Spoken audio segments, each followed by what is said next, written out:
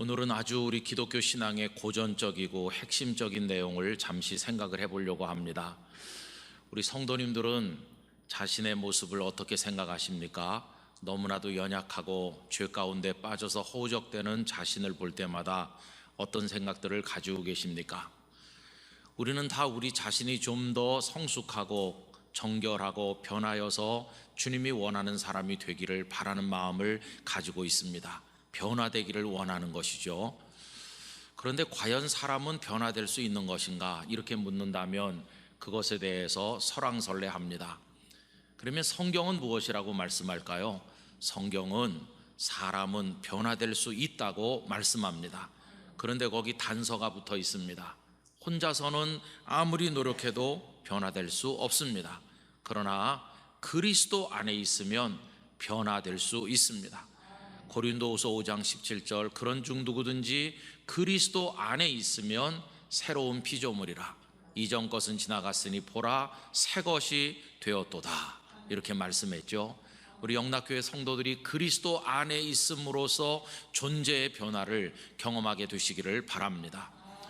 자기 존재가 변화된 것을 누구보다 극적으로 경험하신 분은 바울 사도라고 생각합니다. 다메섹에 있는 그리스도인들을 잡으려고 가다가 빛 가운데 나타나신 예수님 앞에 거꾸러진 이후에 그는 예수님을 핍박하던 사람에서부터 변하여 예수님을 증거하는 사람으로 완전히 새롭게 달라지게 되었습니다. 여러분, 그는 어떻게 이런 변화를 경험하게 되었을까요? 어떤 이들은 그 빛이 태양빛보다 더 밝고 그 가운데서 나타난 예수님이 너무 두려워서 순종하고 따르지 않을 수 없었으리라고 생각하는 이들이 있습니다. 여러분, 예수님이 무서워서 따르는 거라면 그것은 굴종하는 것이고 예수님께 속박당하는 거 아니겠습니까? 그런데 바울의 서신 어디를 봐도 내가 지금 코가 꿰서 예수님께 속박당해 있다고 말한 데가 없어요. 그 반대입니다. 오히려 예수님을 만나기 전에는 내가 속박당해 살았지만 예수님을 만나고 나니까 내가 자유를 얻었다고 이야기하지 않습니까? 여러분, 갈라디아서 5장 1절에 보면 그리스도께서 우리를 자유롭게 하려고 자유를 주셨으니 그러므로 굳건하게 서서 다시는 종의 멍에를 매지 말라. 여러분, 과거가 종의 멍에를 매는 삶이었기 때문에 이제는 예수님 안에서 자유를 얻었으니 다시는 과거로 돌아가면 안 된다고 이야기하는 것입니다. 여러분, 예수님을 따르는 게 억지로 굴종하는 것이라면 기회만 있으면 과거로 돌아가려고 하지 않았겠어요? 그런데 바울은 오히려 예수 그리스도 안에서 얻는 이 축복이 너무 귀하기 때문에 과거에 자신에게 자부심과 긍지를 주던 모든 것을 다 해로 여기고 배설물로 여긴다고까지 말씀을 하셨습니다. 빌립보서 3장 5절 이하를 잘 아시죠? 나는 8일 만에 할례를 받고 이스라엘 족속이요 베냐민 지파요 히브리인 중에 히브리인이요 율법으로는 바리새인이요 열심으로는 교회를 박해하고 율법의 의로는 흠이 없는 자라. 그러나 무엇이든지 내게 유익하던 것을 내가 그리스도를 위하여 다 해로 여길 뿐더러 또한 모든 것을 해로 여김은이라고 말씀했어요. 그러니까 예수님이 무서워서 예수님을 따른 게 절대 아니라는 걸 알 수 있어요. 오히려 기쁨과 감사함으로 자유케 하시는 그 주님의 은혜가 너무 감격해서 우리 주님을 따랐음을 확인할 수가 있는 것입니다. 여러분, 또 바울이 예수님을 따르게 된 것이 그 전에 가말리엘의 문화생으로 로마 시민권자로서 대제사장들의 총애를 받는 사람으로서 그가 누리고 있었고 앞으로 누릴 그것보다도 훨씬 더 엄청난 부귀영화를 예수님께서 그에게 약속하셨기 때문에 따른 것이겠습니까? 아닙니다. 우리 예수님은 부귀영화라는 미끼를 던져서 사람을 유혹하는 그런 분이 아니십니다. 그건 사탄이나 하는 것이지 우리 주님은 그런 분이 아니십니다. 여러분, 주님은 그에게 모든 것을 있는 그대로 말씀하셨을 뿐이죠. 바울이 예수님을 따른 이후에 부귀영화를 누리기는커녕 얼마나 많은 미움을 받고 그리고 죽음의 위협을 겪으며 고난받았는지 아시지 않습니까? 시간이 없어서 읽진 않지만 고린도후서 11장에 가보면 바울 사도는 자신이 겪었던 고난을 쭉 나열하는 걸 볼 수 있어요. 그러니까 바울 사도께서 예수님을 따르게 된 것은 무서워서 억지로 따른 것도 아니고 어떤 부귀영화를 약속하셨기 때문에 거기 넘어가서 따른 것도 아니라는 걸 알 수 있습니다.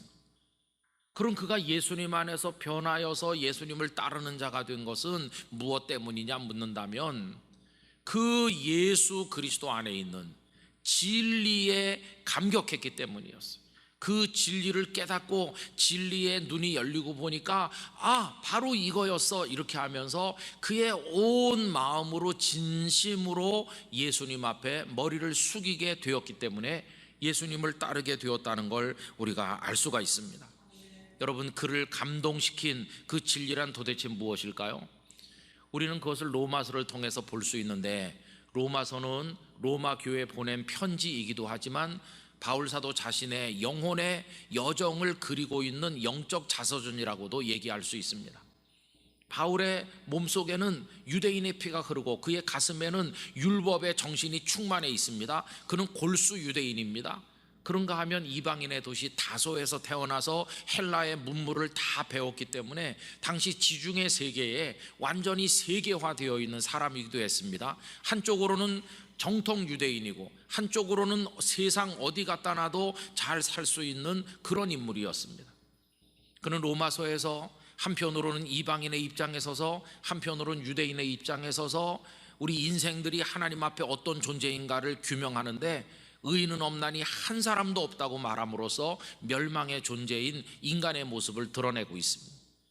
그럼 어떻게 그것을 극복할 것인지를 추적해 나가는 과정에, 그의 이 진리 탐구 과정에 로마서 7장에 이르면 그는 자기 자신을 거기다 투영하고 있습니다. 여러분, 자기 자신, 유대인이면서 이방의 문물에 밟고 그리고 율법을 철저히 지키며 살아왔던 자기 자신은 어떤가? 여러분, 7장 24절에서 그는 탄식하고 있는데, 오호라, 나는 곤고한 사람이로다.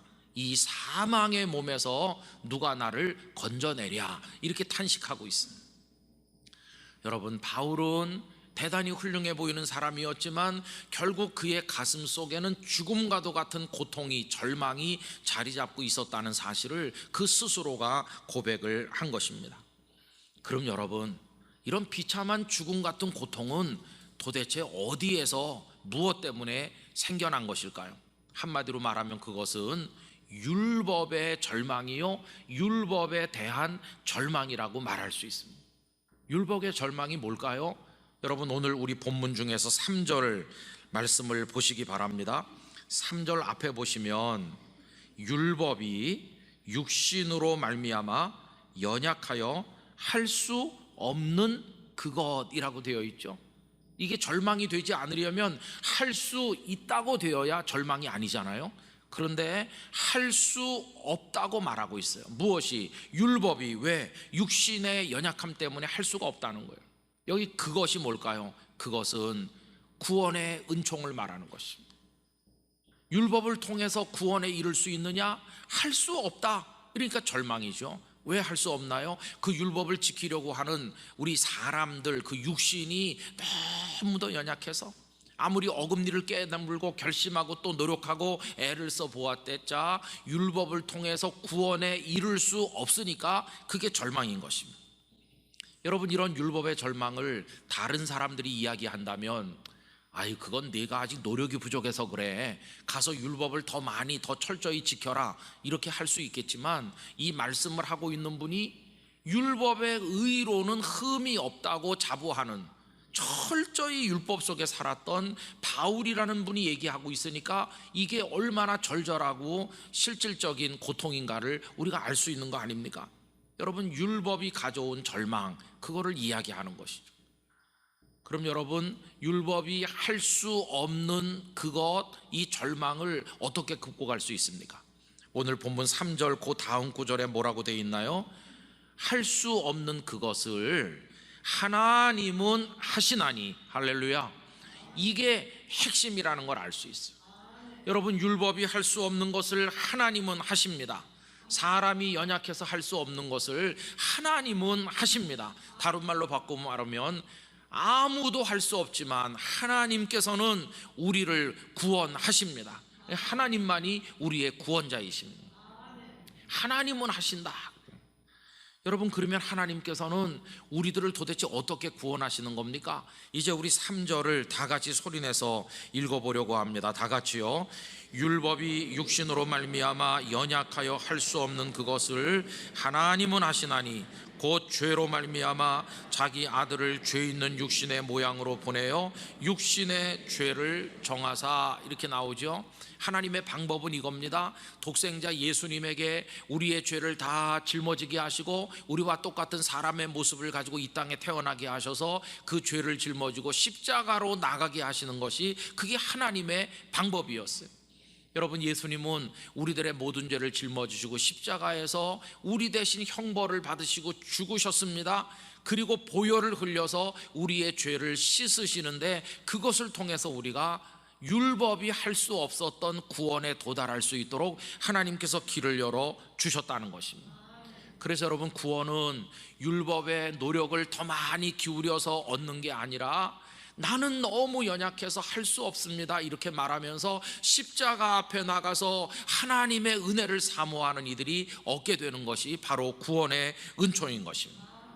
그런데 오늘날도 많은 사람들이 아직도 자신의 연약함을 인정하지 아니하고 스스로 할 수 있다고 말하면서 아직도 율법을 붙들고 씨름하는 어리석은 사람들이 많이 있죠. 그 사람들이 볼 때는 십자가 앞에 나가는 사람들이 어리석어 보이지만 그렇습니까? 아닙니다. 십자가의 도가 그런 교만한 사람들에게는 멸망하는 것처럼 보이지만 구원을 얻는 우리에게는 하나님의 능력이 된다고 말씀했죠.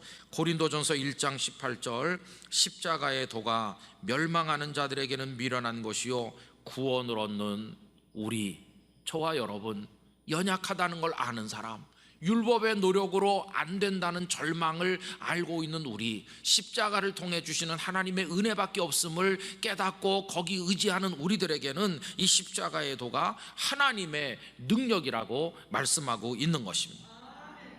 여러분, 바울 사도는 이 진리를 만나는 순간 그 앞에 거꾸러진 것입니다. 그래서 예수님을 따르는 자로 변화됐어요. 예수님이 무서워서 억지로 따른 것도 아니고, 예수님께서 부귀영화를 약속했기 때문에 따른 것도 아니고, 고난밖에 주어진 게 없었고 이 땅에서 힘들었지만 예수 그리스도 안에 있는 이 놀라운 하나님의 구원의 진리를 깨닫는 순간, 바로 이거라고 생각할 때 그는 예수님의 사람으로 바뀌게 된 것이었어요. 여러분, 그 다음부터 바울은 딴 사람으로 변화됐어요. 율법을 붙들고 씨름할 때는 얼마나 그 마음에 짐이 많고 스트레스가 많았는지 모릅니다. 여러분, 그 고난을, 그의 마음의 짐을 로마서 7장에서 잘 말씀했는데 18절로 21절까지만 제가 쉬운 성경으로 읽어드리도록 하겠습니다. 나는 내 안에, 다시 말해서 나의 죄악된 본성 안에 선한 것이라고는 하나도 존재하지 않는다는 사실을 압니다. 우리 속에 선한 게 하나도 없대요. 선을 행하려는 바람은 내게 있지만 선을 행할 수는 없습니다. 아무리 원해도 안 된다는 거예요. 19절, 나는 원하는 선은 행하지 아니하고 원하지 않는 악을 행합니다. 내가 원하지 않는 일을 행하고 있다면 그 일을 행하는 자는 내가 아니라 바로 내 안에 살고 있는 죄입니다. 죄가 우리 속에 있어서 우리를 사로잡고 있는 거죠. 그러므로 나는 이런 법칙을 발견했습니다. 선을 행하려는 마음은 나에게 있지만 악이 나와 함께 있다는 것입니다. 그래서 우리는 아담 이후에 타락해서 우리 속에 죄성이 자리 잡고 우리를 통제하니까 아무리 율법을 통해서 구원에 이르려고 해도 안 된다고 하는 절망밖에는 우리에게 남는 게 없더라는 것입니다. 그런데 하나님께서 그 안 되는 걸 이루셔서 예수 그리스도를 통해서 우리에게 구원의 은총을 주시는 것이죠. 바울이 이걸 깨달은 것입니다. 이걸 깨닫고 나니까 그 율법이 주던 스트레스, 무거운 마음의 짐으로부터 완전히 해방됐어요. 완전히 벗어났어요. 그래서 이제는 그의 마음속에 생명과 평안이 자리 잡게 되었어요. 6절 말씀 같이 읽겠습니다. 육신의 생각은 사망이요 영의 생각은 생명과 평안이니라. 아멘. 이 생명과 평안이 우리의 것이 되기를 기원합니다. 육신의 생각이 뭔가요? 자기가 연약하다는 걸 모른 채로 여전히 교만하여서 자기 스스로 씨름하고 있는 게 육신의 생각을 말하는 것이고, 영의 생각은 뭡니까? 내 연약함을 알고 이제는 하나님의 은혜를 사모하는 것밖에 없음을 알고 십자가를 향해 나가 엎드림으로 그 은혜를 얻게 되는 그런 삶을 추구하는 거, 이게 영의 생각이라고 하는 것입니다. 여러분, 아직도 자신의 연약함을 모르고 교만하여 육의 생각에 빠져 살면 하나님으로부터 자꾸 멀어지게 돼 있어요. 7절이 그거죠. 육신의 생각은 하나님과 원수가 되나니 이는 하나님의 법에 굴복하지 아니할 뿐 아니라 할 수도 없습니다. 바울도 철저히 하나님 사랑하고 율법을 지킨다고 했지만 하나님의 원수처럼 행동하지 않았습니까? 여러분, 육신의 생각은 하나님으로부터 멀어지게 할 뿐 하나님의 사람이 될 수는 없는 것입니다. 그래서 우리는 육신의 생각에 머물러 살던 타락한 존재로부터 영의 생각을 가진 하나님의 사람으로 변화되어야 됩니다. 이게 옮겨가는 게 너무나도 중요해요. 그럼 어떻게 육신의 생각에서 영의 생각으로 옮겨갈 수 있을까? 이게 중요한 거 아니겠어요? 여러분, 그 해답은 하나입니다. 그 해답이 오늘 본문 9절에 나와 있는데 9절 다 같이 읽겠습니다. 만일 너희 속에 하나님의 영이 거하시면 너희가 육신에 있지 아니하고 영에 있나니 누구든지 그리스도의 영이 없으면 그리스도의 사람이 아니라. 여러분, 어떻게 육신의 생각에서 영의 생각으로 옮겨갈 수 있습니까? 우리 안에 하나님의 영이 거하시면. 하나님의 영이 누구세요? 성령님이시잖아요. 성령님께서 우리 안에 거하시면 우리는 육신의 생각을 떠나 영의 생각을 가진 하나님의 사람으로 변화되는 줄로 믿습니다. 바울 사도가 처음에 예수님을 만났는데 이 놀라운 진리를 어떻게 금방 알게 됐을까요? 그거야 뭐 워낙 공부를 많이 했고 학문이 많으니까 이해력이 뛰어나서 금방 알 수 있었던 게 아닐까? 아닙니다, 여러분. 오늘날도 보세요. 공부도 많이 하시고 경륜도 많은 분들이라고 이 복음의 진리를 다 깨닫나요? 아닙니다. 절대로 깨달을 수 없어요. 오히려 난 놓고 기억자도 모르던 옛날 우리 할아버지 할머니들도 성령님께서 그 속에 역사하시면 진리를 깨닫는 거예요. 그런데 반대로 공부 많이 한 분들이 깨닫지 못해. 여러분, 바울은 예수님을 믿는 사람들에 대해서 얼마나 관심이 많았나요? 그들을 잡아 가두는 과정에서 베드로나 이런 사도들의 이야기도 많이 들었을 것이고 그들이 뭘 주장하는지도 알았을 것이고 직간접으로 예수 믿는 사람들이 말하는 진리를 많이 들었을 거 아니겠어요? 근데 그때는 왜 못 깨달았나요? 그때는 하나님의 성령이 그를 붙들지 않았기 때문에 깨닫지 못하는 것입니다. 오히려 그때는 예수님을 믿는 사람을 더 미워하고 더 핍박할 그런 사람이 될 뿐이었죠. 그런데 다메섹에서 예수님 만난 이후에는 하나님의 성령이 그를 사로잡았더니 이제는 닫혔던 눈이 열리면서 구원의 진리를 깨닫고 믿는 사람이 된 것을 볼 수가 있습니다. 결국 성령님이 관건이었어요. 여러분, 성령님은 우리 속에 오셔서 진리를 가르치시는 영이십니다. 요한복음 16장 13절 앞부분에서 이미 예수님 말씀하셨어요. 그러나 진리의 성령이 오시면 그가 너희를 모든 진리 가운데로 인도하시리니. 진리의 성령께서 바울 속에 임하셔서 우둔한 그를 깨우쳐 주시고 하나님의 구원 계획을 알게 하시고 십자가를 통해 주시는 은혜를 깨닫고 믿도록 만드시니까 그가 이 진리에 도달할 수가 있게 된 것이었어요. 평생을 율법을 통해서 추구해도 할 수 없다고 하는 절망에 밖에 이르지 못했던 그였었는데 이젠 진리의 성령께서 그걸 깨닫게 하심으로 알게 됐습니다. 그리고 그 진리, 생명의 진리는 예수 그리스도 안에 있다는 걸 알게 됐어요. 이걸 오늘 본문 2절에서 그는 간단하게 이렇게 말합니다. 2절 앞부분에 보시면 그리스도 예수 안에 있는 생명의 성령의 법, 이렇게 요약했어요. 여러분, 성령님은 어떤 성령이세요? 생명의 성령이라고 말했어요. 어떻게 생명의 성령이 되십니까? 하나님 아버지께서 계획하시고 성자 예수님께서 십자가를 통해 이루신 그것을 깨달아서 믿게 하심으로 그 복음 진리를 자기 것이 되도록 역사해 주심으로써 영원한 생명을 얻도록 도와주시는 분이시기 때문에 성령님은 생명의 성령이신 것이. 그래서 종교개혁자 칼빈은 성부 하나님은 계획하셨고 성자 예수님은 그걸 이루셨고 성령님은 우리 속에 오셔서 그거 깨닫도록 믿도록 하심으로 생명을 얻게 해주시는 생명의 역사를 이루시는 분이라고 말했어요. 그래서 구원의 복음이 효과적으로 우리에게 적용되게 하시는 분이 성령님이시다. 생명의 성령이십니다. 완전히 해방됐어요. 무엇으로부터? 죄와 사망의 법에서 해방됐어요. 여러분, 죄의 법은 이겁니다. 너 죄 지었지? 아유, 어떡하죠? 너 죄 지었으니까 죽어야 돼. 이게 죄와 사망의 법이죠. 벌벌 떨죠. 그런데 생명의 성령의 법은 죄와 사망의 법에서 우리 모두를 해방시키는 줄로 믿습니다. 여러분, 2절 말씀을 다 같이 읽겠습니다. 이는 그리스도 예수 안에 있는 생명의 성령의 법이 죄와 사망의 법에서 너를 해방하였습니다. 할렐루야. 이 생명의 성령의 법 안에서 죄와 사망의 법으로부터 완전히 벗어나게 되는, 이 자유케 되는 은혜와 축복을 우리 모두가 누리게 되는 줄로 믿습니다.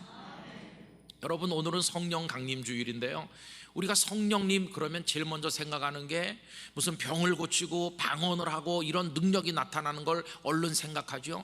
물론 그런 성령님의 역사가 중요하죠. 그러나 정말 중요한 것은 그렇게 요란하게 능력 가운데 임하지 않아도 소리 없이 우리 속에 들어오셔서 어두운 눈을 여시고 죄인된 우리 모습을 깨닫게 하시고 율법의 절망을 알게 하시고 하나님 안에만 구원이 있음을 알아서 이 진리를 깨달아 십자가를 붙들게 만드심으로 그 생명의 진리를 내 것으로 만들게 역사하시는 이 소리 없이 이루시는 성령님의 역사, 이게 더 중요하다는 걸 깨달아야 됩니다.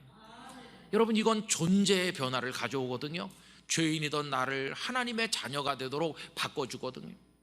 그런데 우리 한국교회는 어떤 눈에 보이는 현상, 기적들, 어떤 능력, 그런 것만 너무 생각하니까 내 존재가 하나님의 사람으로 변화되는데 관심을 가지지 못한 때가 너무나도 많이 있습니다. 내 존재가 변하지 않는데 병이 한번 나은다고 해서 그게 무슨 대수가 되겠습니까? 여러분, 생명의 성령을 경험하시기를 기원합니다. 생명의 성령님과 함께 하시기를 간절히 바라는 것입니다.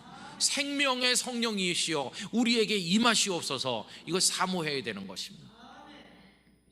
생명의 성령님, 이 죽음이 가득한 세상에서 얼마나 중요해요. 저는 영락교회 성도님 한 분 한 분의 심령에 생명의 성령님께서 임하여 오시기를 바라고, 우리 교회가 이 생명의 성령님으로 충만한 교회가 되기를 원합니다. 그래서 이 십자가를 통해 구원하시는 하나님의 진리를 굳게 붙드는 교회와 성도가 되기를 간절히 원하는 것입니다. 여러분, 성령님을 사모하시기 바랍니다. 그러려면 깨어서 기도하셔야 됩니다. 깨어 있어야 됩니다.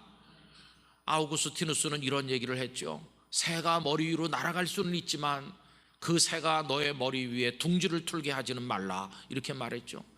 여러분, 새가 날아가는 걸 어떡하겠어요? 그러나 내가 게을러서 손가락도 까딱하지 않으면 여기다가 둥지를 튼다는 거예요. 에이, 목사님, 둥지를 틀면 알을 하나씩 빼먹으려고요. 그럼 그 알 먹다가 죽어요. 알 먹다가 죽어. 깨어서 깨끗하게 하고 악한 사탄을 물리치고 하나님의 성령을 사모해야 됩니다. 그게 살아있는 그리스도인인 것이에요. 우리 몸은 흙으로 빚어 만들었기 때문에 흙에서 나오는 것으로 먹어서 내 배를 채워야 살 수 있어요. 그러나 우리는 생기를 불어넣어 생명이 된 존재이기 때문에 흙에서 나오는 입으로 들어가는 것만으로는 살 수 없어요. 하나님의 성령께서 우리 속에 오셔야 살 수 있는 영적 존재입니다. 그래서 여러분, 땅에서 나는 것만 먹으면 된다, 이 세상의 것으로만 채우면 된다고 생각하면 그건 동물과 똑같은 것이. 그러나 우리는 영적인 존재로 하나님의 생명의 성령이 내게 임하여 이 십자가의 구원의 진리를 깨닫게 하시고 그 속에서 자유를 얻게 하시고 영원한 생명의 나라를 바라보면서 그 성령님과 24시간 동행하며 살게 될 때, 그게 바로 하나님의 축복된 그리스도인이요 하나님의 자녀인 줄로 믿습니다. 여러분, 그런 생명의 성령에 충만하시기를 진심으로 축원합니다. 깨어서 기도하는 우리 교회가 되기를 원합니다. 다 같이 기도하겠습니다. 아버지 하나님, 어리석은 저희들인데 교만하여 율법적 절망을 깨닫지 못하고 허우동대던 저희들을 생명의 성령의 법으로 해방시켜 주시니 감사합니다. 이제는 이 복음의 진리를 성령님 안에서 붙들고 담대한 하나님의 사람으로 살아가게 하시고 깨어 기도함으로 성령님과 동행하게 하여 주시옵소서. 예수님의 이름으로 기도드리옵나이다. 아멘.